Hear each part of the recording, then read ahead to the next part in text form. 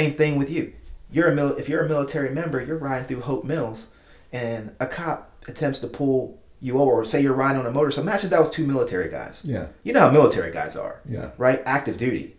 Hopped up on ego and like the United States Army, right? You have a civilian pull this guy over, and now he gets into a confrontation with this guy who's friends with the cop, potentially goes into a bad situation where now you have a military member getting arrested, and his complaint is he got pulled over by a civilian, challenged him, for which a cop came over and arrested him, and now he's got to go over here to the base and deal with a CID agent who's going to be like, why are you, like, we're prosecuting you under the UCMJ for assault against a police officer, a tainted IA investigation that comes out the other end that says the officer was just doing this and the civilian was just here to help. And then you peel back the layers later on and you realize this guy's been following this guy around the whole time doing this kind of stuff, and that guy's career is destroyed. Yeah. Just last week, Tuesday, the new major of the Hope Mills Police Department overdosed in the bathroom of the Hope Mills Police Department using drugs, as we have learned, that came out of the evidence locker. The State Bureau of Investigation is investigating Hope Mills for a complete compromise, potentially, of all of the evidence in the evidence locker.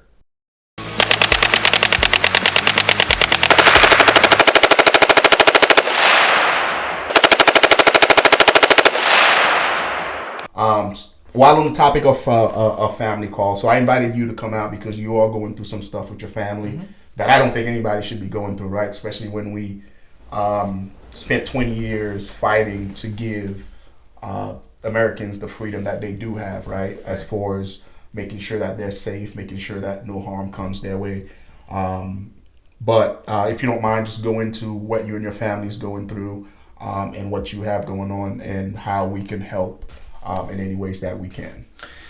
Yeah, right. So for the last 3 years, my wife and I, I've kind of kept it from the regiment just because, I kind of separate my work and my personal life. But for the last 3 years, my wife and I have been going through a legal battle with the town of Hope Mills and the Hope Mills Police Department. First off, my wife was a former highway patrol officer in North Carolina. So she was one of, I think, 38 or so females to ever be in that organization because, again, standards, right? Mm-hmm. They keep it the same for men and women. So not many women make it into that program. So it's a pretty crazy thing that she was able to do it. She left that and came to Hope Mills to become a police officer there after starting a family. She aged out of the highway patrol when she wanted to come back. So she went into local law enforcement, became a police officer, and then became a detective. And throughout her career as a detective, she started noticing that there was a lot of disparate treatment going on, specifically towards women, but then women and minorities who were in this police department. And this takes us down the road of having another tough conversation that people sometimes don't want to have. Again, I've been in a very professional organization. I've worked around all Caucasian, white guys, and people of all different colors and facets, and I've never had any of these issues. So for me to have to address one with my family was a hard thing for me to have to deal with. But I saw it firsthand.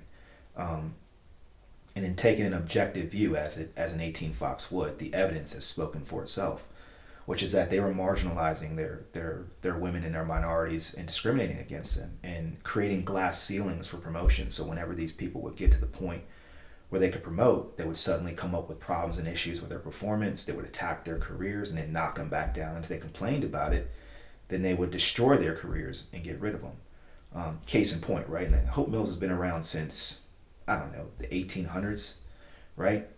Up until my wife's lawsuit, they had never had a female ever, or a minority, promoted within that police department above the rank of sergeant. So above the rank of E5, right? A mid-grade position. And you're telling me that in 150 years, you haven't found a qualified female, right? Or minority who could rise in the ranks and promote. They had one female there who was there for 30 plus years and couldn't promote above that rank, right? Wow. But they skipped the deputy chief of police who was there. He was a sergeant. They skipped him 3 pay grades and 1 promotion and made him the deputy chief of police. So we started seeing this kind of stuff happening around there, right? And my wife had filed a couple of grievances because they had come after her on a couple of things and also had been discriminating against her with her promotion. Like, for instance, they made her wait for a year to get it. in 2020, things came to a head. In 2020, we were operating under the theory that they were trying to get rid of my wife's boss, who was an African American. He was the sergeant, and replace him with a guy who wasn't an African American. And that individual screwed up, got himself in trouble. And then suddenly, from the top down, comes an audit into my wife's case files. And suddenly, she's written up. Because if this guy's moved out of the way and can't promote because he's on probation, then, and they get rid of this boss, then by default, my wife would have to become the acting sergeant because she was the next senior person. Suddenly there's problems in her case files. She fired back with agreements, and then they completely attacked like her career. This deputy chief is coming in every day, going after her case files. She goes into a grievance hearing, which is a protected status event according to Title VII of the Civil Rights Act of 1964. She goes in, she comes out on probation. The next week, they do 2 separate IA investigations behind her back without letting her know. And then a week later, they suspend her. We go through the suspension, comes out the other end, and 2 months later, she's terminated, right? So we filed a lawsuit against the town, citing race and gender discrimination. The town hired a private investigative agency to come in. It was supposed to be fair and impartial. We found out it was paid for by the town's insurance company, who would protect against a lawsuit. They railroaded and destroyed her career. They harassed and intimidated one of our witnesses to the point where he quit. And it just became an all-out knuckle-dragging war, right? The town had, at that point, a second federal lawsuit that was filed by another African-American police officer who was there. And so, whenever you go through a lawsuit, you start to go through what's called a discovery process, right? Where they've got to show their hand, and then we get to show ours, and then we get to put all the cards out on the table. And we had already had working theories of things that had happened because my wife had brought up the point of you're allowing these individuals who are in this circle of people who are non-minorities to get away with anything they want to get away with while you're slave driving all these minorities and females, not letting them promote. And if they say anything, you're destroying their careers. Case in point, we found out that an officer who worked for the town of Hope Mills was allowing his friend, who was not a police officer, to follow him around in town and help him pull vehicles over, right? Which is a violation of your Fourth Amendment rights, right? So what he would do is he'd take out this blinky light and put it on the top of his truck and help this police officer pull over cars as a civilian. He's not a sworn officer. State of North Carolina, that's a misdemeanor for interfering in police business, right? Yeah. Now we have an IA investigation that shows that he did interfere in police business. We have a deputy chief of police who says he's a friend of the department and then writes this whole thing off as officer did everything he's supposed to do, no problem here to see. Well, we peel back the layers of the evidence and we find out there's a formal complaint. These guys are riding on motorcycles, right? The officer tries to go pull them over. He says he has to produce speeds of 90 miles an hour to catch these guys because when they made a right turn onto Cumberland Road, they were leaving out of city limits and he wanted to give them a ticket. So he had to produce speeds of 90 miles an hour to go pull these motorcycles over, right? The deputy chief of police said in his IA investigation, this other guy who's the civilian, he just sees what's going on and tries to go over to assist the officer. Well, then that means he had to produce speeds of double the speed limit to see what's going on. We look at they don't know that we had the tickets. We got the tickets that he wrote. So he put R57 on both tickets, saying that he got both motorcycles by radar. We got the body camera footage where he lied to the guy and said that he could bounce his radar from one motorcycle to the other, which is against North Carolina training and standards. Yeah. And the certification processes for the Golden Eagle 2 radar system.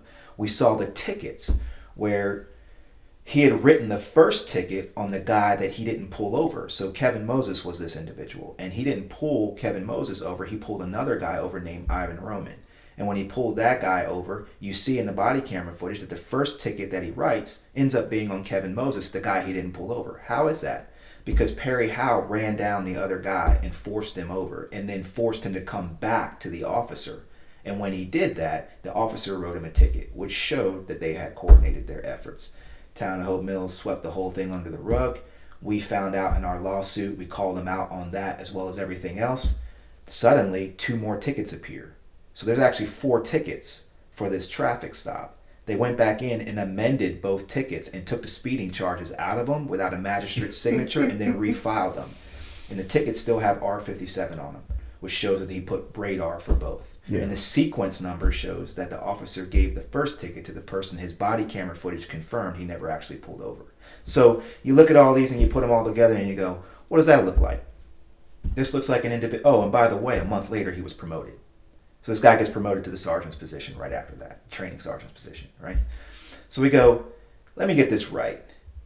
You come after my wife and you try to file her for an administrative action. You say that she didn't handle a case right, that was 2 years old, that you had to dig through to figure out. In another case, and you say you fired her over an administrative thing, but this guy committed a Fourth Amendment violation, constitutional violation, and a criminal act, and you're getting rid of him. And by the way, we proved that you guys are lying about why you fired my wife. You're lying about how you fired my wife, right? So that's one example. Then we uncover another guy. This guy, not 6 months prior to them or 7 months prior to them suspending my wife, gets caught using illegal narcotics as a cop. So the town has a urinalysis program, and they go, hey, you need to submit to a urinalysis. You know, military, we have a zero tolerance policy, right? Yeah. Not Hope Mills. This guy is taking his neighbor's he's taking his neighbor's prescription, basically. He's taking Percocet, Schedule 2 narcotic. I think it's North Carolina General Statute, I want to say it's 9090 or 9095, identifies it as a felony. Yeah. They actually write this on his actual disciplinary form that he committed a felony in violation of North Carolina criminal law. What do they do to this guy? They put him on probation for a year, right? Now, you fired my wife over an administrative action that was basically amounted to bullying and discrimination. But you then put this guy on probation, and in the middle of that, this guy he failed to investigate a building properly, and the thing burned down. Like it engulfed in flames. Yeah. Right? So 2 weeks after my wife is put on suspension, who replaces my wife? This guy. And what do? While he's still on suspension, on probation, they promote him. So we go, hey man, McDonnell-Douglas framework, discrimination, similarly situated individuals receive preferential treatment is the fourth pillar of the McDonnell-Douglas framework for Title VII lawsuits. You cannot promote a guy who is committing felonies. You cannot overlook a guy who's committing constitutional violations and then fire my wife on a trumped up case. And that's why we know it's pretext, right? Yeah. Because you're digging through my wife's stuff. My wife has nothing in her interdisciplinary record up to this point that would warrant anything as a detective. Her evaluations, 124 out of 125. 119 out of 125. Her evaluations were so high, her chief of police actually told her boss to lower her evaluations with no evidence to support it whatsoever. But these guys are getting away with this stuff, right? Fast forward, we have our lawsuit going on. My wife is gone from the police department. She's out of there. They try to change their optics because our lawsuit and the evidence we're bringing forward is showing that these people are lying. They're trying to damage careers. They're targeting minorities. They're doing all these things. They're covering it all up. And they go, oh, we're going to bring on some African Americans to try to change our optics. So they bring in Daniel Smith. He's a lieutenant. They bring him into the police department. They say, hey, we're going to hire you as a lieutenant. Within a year, he's gone. His subordinates bring him 13 counts of discrimination that he feels compelled to take to HR. HR shoots down every one of them. Why? Because they replaced the whole HR. In my wife's lawsuit, when they fired her, they fired my wife. They used that. They fired her boss, who was African American. Her captain was a white guy who said, yeah, you guys are doing the wrong things and I don't agree with this stuff. I think she's a good officer. 30 years. They ruined his career. Got rid of him. He was at retirement. The HR rep, African American female, she told my wife to get a lawyer. She said, they are coming after you. You need a lawyer. When your town's own HR tells you that you're being discriminated against, you need help. Yeah. They fired her. They fired her subordinate. They took the HR rep behind a church in Hope Mills and interrogated her like it was Deliverance. And then they fired her. Like, this is outrageous, it's man. It's outrageous. It's going on in this town, right? Yeah. So we're anticipating a federal lawsuit from her as well. I don't know if she's going to settle with the town or actually go through a full lawsuit, but As far as I know, she's still on the track to file it sometime within the next 90 days. But that'll be the town's third federal lawsuit. So fast forward, we're in the 2022 and Daniel Smith is there, right? What happens? Another officer.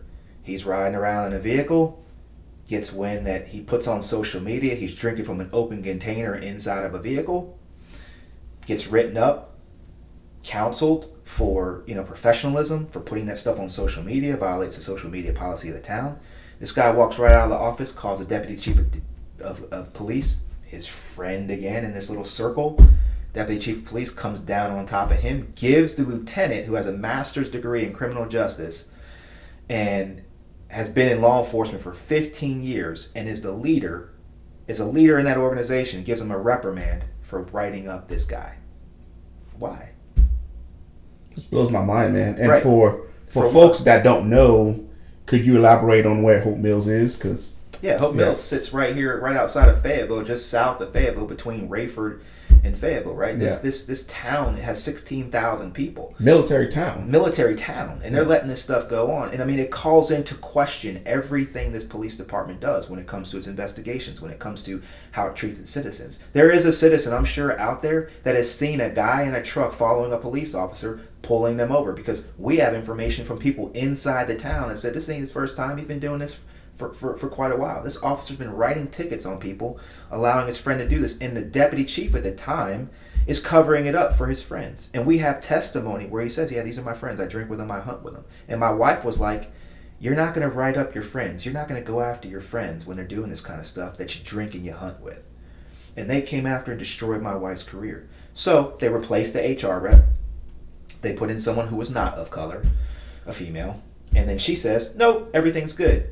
Favoritism doesn't rise to the level of discrimination. This is her exact words. Favoritism is not something that we can describe as discrimination. As a matter of fact, it doesn't rise to the level of anything, because these individuals work together, they play together, they know each other, so they're allowed to do this stuff, and you're just not in their group, is basically what she said. And we go, isn't that the very definition of discrimination, when you're marginalizing certain groups of people just because you have this bullying network of friends you want to keep in positions of power and protect?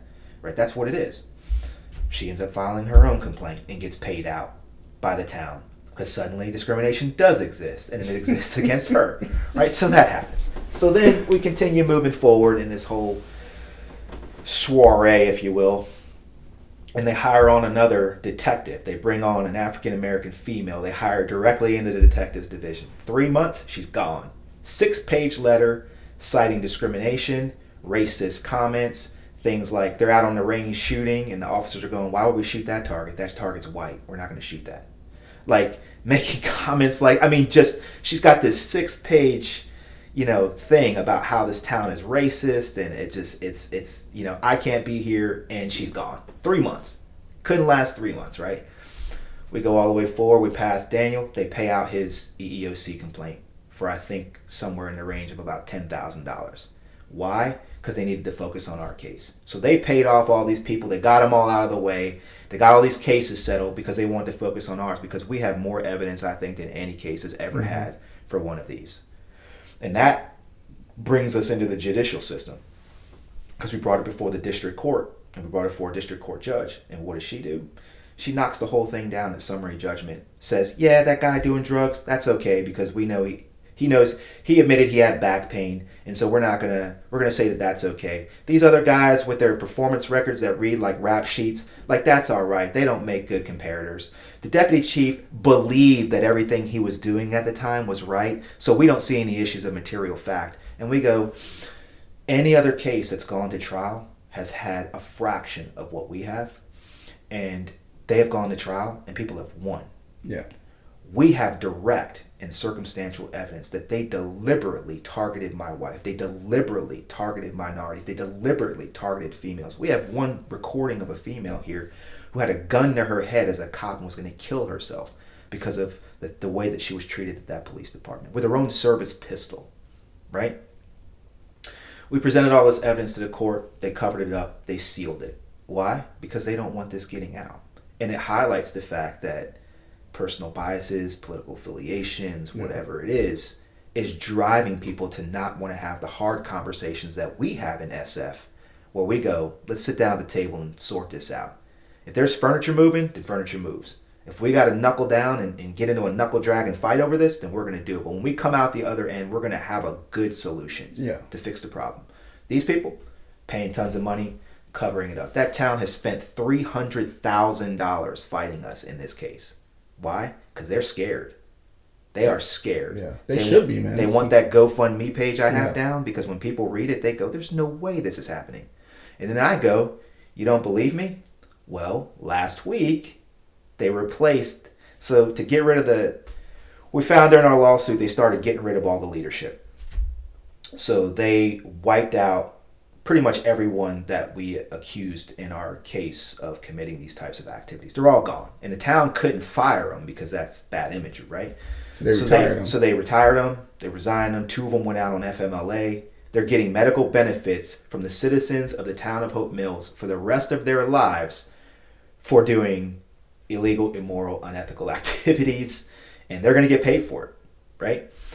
And so, and also, by the way, the police department is asking for a raise at the same time. So it's like, we're getting rid of these individuals and the town's going to have to pay for it. And my issue is, there's a lot of good officers. Yeah. They have horrible leadership.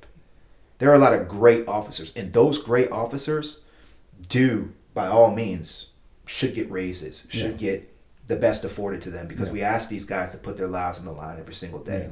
But you have a small group of people in either toxic leadership positions or creating these types of things inside these police departments. And it's not just Hope Mills. You see it with Gina Hawkins, Fayetteville. You see it out in Apex. They had to do a whole study. You see it out in Bladen County on recording. Like, some of these departments have these issues. And towns are spending thousands, hundreds of thousands of dollars of their citizens' taxpayer dollars to keep this stuff under wraps. Just last week, Tuesday, the new major of the Hope Mills Police Department overdosed in the bathroom of the Hope Mills Police Department using drugs, as we have learned, that came out of the evidence locker. The State Bureau of Investigation is investigating Hope Mills for a complete compromise, potentially, of all of the evidence in the evidence locker. Wow. What was the statement that was given from Hope Mills? Well, we think it could have been a suicide. Well, I was a military police officer and investigator for years, right? My wife is a police officer. Everyone we know are police officers. And everyone who's found out about this goes, yeah, if I was going to kill myself and really want to do it, I'd take a pistol and probably put it to my head and make it quick if I really want to kill myself. But you're telling me and you're trying to convince me that you want to kill yourself, but in doing so, you're going to screw over the one guy who gave you the number 2, who brought you in to be the number 2 in the police department, steal evidence out of the evidence locker and compromise every investigation in the city, and then go on a freaking cocaine or heroin parade of taking this stuff to the point where you die. Or you just try to take it out of the evidence locker. Thought you'd get a quick hit. It was probably laced with fentanyl. You ended up going under, damn near dying, excuse my French, but almost dying. And then the Hope Mills Fire Department happens to be next door, was able to rush in and Narcan you and bring you back to life and then take you to the hospital. But we're going to cover it up with a story of suicide. Like, you know what? In our environment, we've seen enough suicides to know when people are serious about suicide. So, fast forward, this is the case where we're at. It's still going on in 2023. They're still covering up all these immoral, illegal, unethical activities. We're in the middle of a massive lawsuit. We've appealed to the 4th Circuit Court of Appeals in Virginia because, in my opinion, the district court here is compromised. The judge is compromised. I mean, everyone that I've talked to in every legal environment has said that Judge Louise Flanagan represents the worst decision that they've ever seen. This decision that she made, given the evidence. And I think that the reason why they sealed it is because they're terrified of what will come out in a courtroom if we bring it in. Yeah. That town will get eviscerated. It'll get blown up. And it'll probably get shut down. And rightfully so, man. Because again, when you're in a military town full of soldiers with kids and wives, like, we literally, the last 20 years have been, risking it all for this country. Mm-hmm. You know what I mean? Knowing that, hey, while we're deployed, our family's going to be safe, because law enforcement is doing their job. And like you mentioned, there's good cops everywhere, right? Right. But we all know how leadership can easily corrupt pot, right? I've seen it happen firsthand where Team Sergeant is, doing dirt, captain starts doing dirt, and before you know, all the dudes are doing dirt because they think that's normal, right? So that can easily corrupt all the good guys. You know what I mean? But to not have trust in that system. You know what I mean? When we hear the type of shit that they're doing, because as a citizen, I'm not gonna think twice if somebody's behind me. Like, I'm gonna pull over, not knowing that it's somebody's friend. Man, I'm telling you, like, that blows my mind, dude. Mountains of evidence. I mean, we have a guy who left. They retired this guy. He left over 300 cases that he had not worked of, and now we're talking like juvenile cases, sexual assault cases. Yeah. My wife became a detective in 2017. She was working a rape case from 2008 because of this guy. That victim was continually potentially victimized for years because these guys weren't doing it. What did they do? Retired. Gave a big old ceremony. I was there. They retired him. Right? Same thing with you. If you're a military member, you're riding through Hope Mills and a cop attempts to pull you over, or say you're riding on a motorcycle. Imagine that was two military guys. Yeah. You know how military guys are. Yeah. Right? Active duty. You know, hopped up on ego and like the United States Army, right? You have a civilian pull this guy over, and now he gets into a confrontation with this guy who's friends with the cop, potentially goes into a bad situation where now you have a military member getting arrested, and his complaint is he got pulled over by a civilian, challenged him, for which a cop came over and arrested him, and now he's got to go over here to the base and deal with a CID agent who's going to be like, why are you, like, we're prosecuting under the UCMJ for assault against a police officer, a tainted IA investigation that comes out the other end that says the officer was just doing this and the civilian was just here to help, and then you peel back the layers later on and you realize this guy's been following this guy around the whole time doing this kind of stuff, and that guy's career is destroyed. Yeah. Like, that's the implication in a military town of that kind of stuff, because military guys don't back down. No. In the military, right, like, your career could end like this. It can end like that. You can potentially end a military person's career because you are violating someone's constitutional rights. That's crazy, and I'm sitting here because, again, like, I always give, because when you wear the uniform, you wear the flag, like you and I have, like, we respect, you know, our brothers in arms, whether they're fire departments, police, because we know what that takes. Exactly. We know it's that mutual respect, right? That comes with that.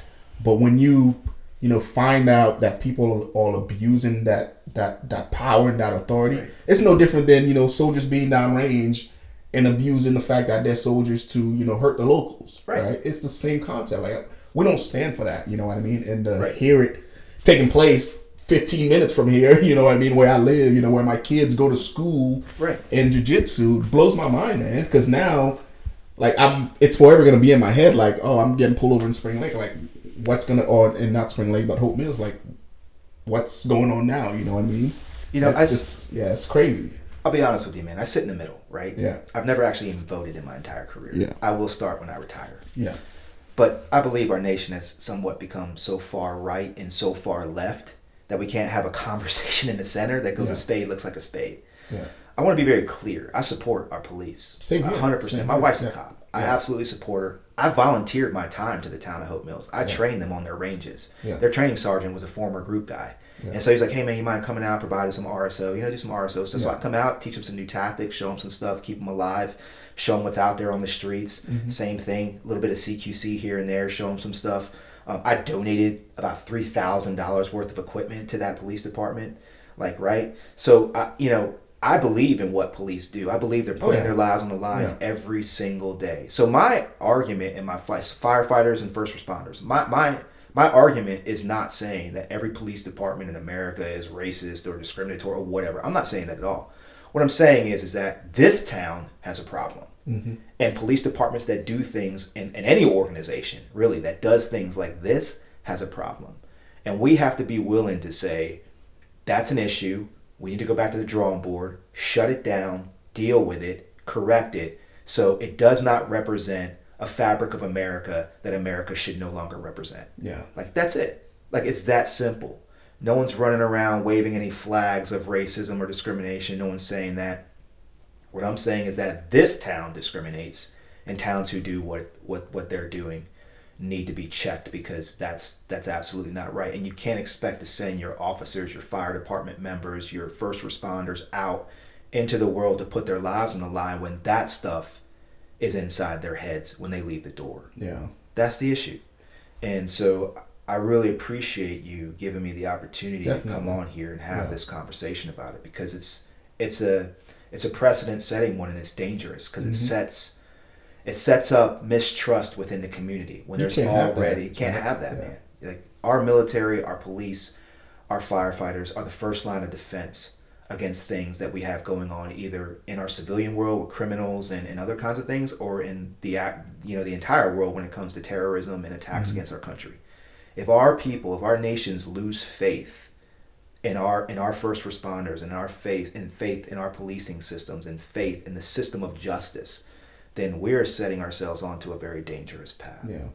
And so this case just represents like that, essentially. And to be fair, I'd like to say this on the record, we have evidence for every single comment that has been made about this situation. So some people, he's just floating this, he's not being accurate, he's not saying this. Oh, no, we have the actual documents, recordings, evidence of all of it. And it's one of those things that shows you, how things develop when people think that they're above the law. Yeah. Because even though you have evidence, they still won't, make it right.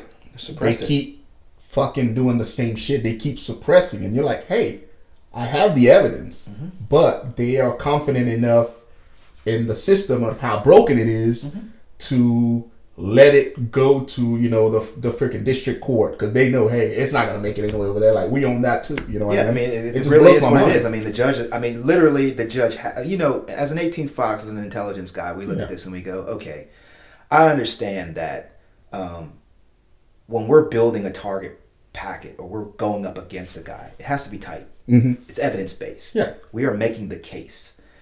And so when someone makes a case like this and you look at that and go, nah, I'm not going to do any of that. This is a public case. It's a federal public case. Why would you seal it? Yeah.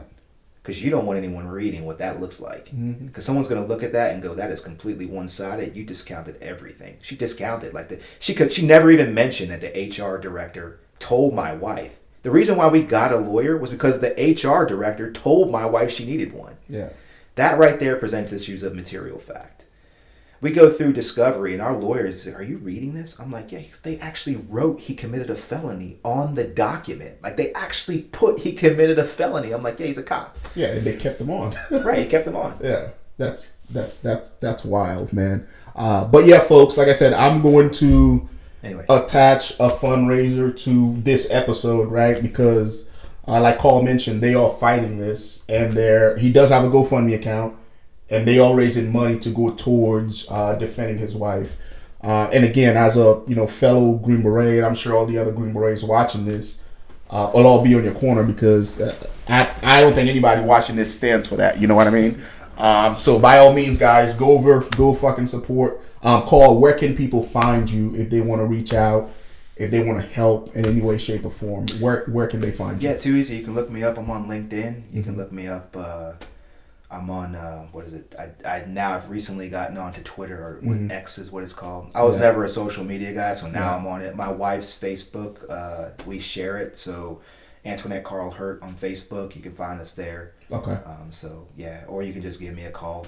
If you reach out to me on LinkedIn, I'll send you my phone number. Most of the guys in the regiment already have it anyway. You know me. But if you don't, you want to reach out, just send me a note on LinkedIn. My email is teamhurt@gmail.com. Just send me an email and we'll link up. Yeah, too easy, guys. And again, if you have any questions, if you want to reach out to Carl and you're not able to get a hold of him, you can reach out to me directly, and I'll connect you guys if he wants to speak to you guys, right? But yes, guys, Carl, I appreciate you coming on, man. Again, guys, hopefully you guys got something from this episode. If you have any comments, let me know in the comment section below, guys. Until next time, take care of yourself.